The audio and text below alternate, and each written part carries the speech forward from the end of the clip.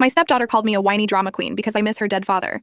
Now she's begging me to let her stay after I signed off her custody to her grandparents. My late husband has a daughter, Michaela, from his previous marriage. She was 9 when we got married. Her mom was attempting to alienate her from us. She talked junk about me. Keep in mind that my ex knew very little about me. Before anyone asks, I didn't break up the marriage. They divorced when Michaela was 5. I met my husband 2 years later. His ex still wanted him back and kept telling Michaela I was why they weren't getting back together. My husband was the one who left her because she cheated and had no plans. He was in a long court battle to get more time with Michaela. But it's safe to say that Michaela didn't like me and felt like I was the witch who was keeping her daddy from her mommy. I tried to bond with her, but she rejected me time and time again. Together, my husband and I had 3 children.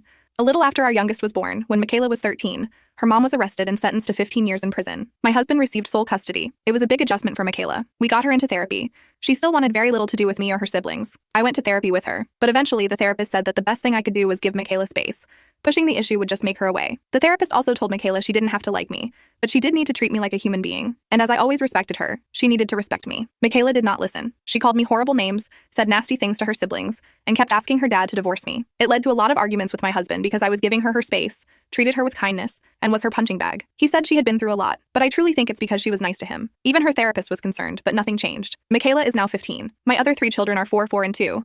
My husband passed away 6 months ago. Initially, I took custody of Michaela because her only other family was her maternal grandparents in another state. Michaela even said she wanted to stay with me and be near her friends. I kept her in therapy, but the treatment got worse. I tried to understand. She's lost 2 parents in a short period. She's stuck with the woman she was conditioned to resent and 3 little ones. I've tried everything while balancing my grief and handling the little ones. It came to a head a couple of weeks ago. Michaela was out. I put the little ones to bed. I ended up having a good cry because I was just so stressed and missing my husband. Michaela came home and asked what was wrong. I told her. She began calling me a whiny drama queen, saying now I know how her mom felt when he wouldn't take her back. She called me a bunch of terrible names and kept following me to taunt me as I walked away. I finally locked myself in my room. After speaking to my therapist, I realized this isn't good for my mental health. I called her grandparents and said I'd sign custody to them. I asked them to get her sooner rather than later. When I told Michaela, she started crying. She begged me to let her stay. I said no, if I'm so awful or such a witch, she shouldn't be here. She said she didn't mean it. I looked her in the eye and said she's been saying it for 6 years.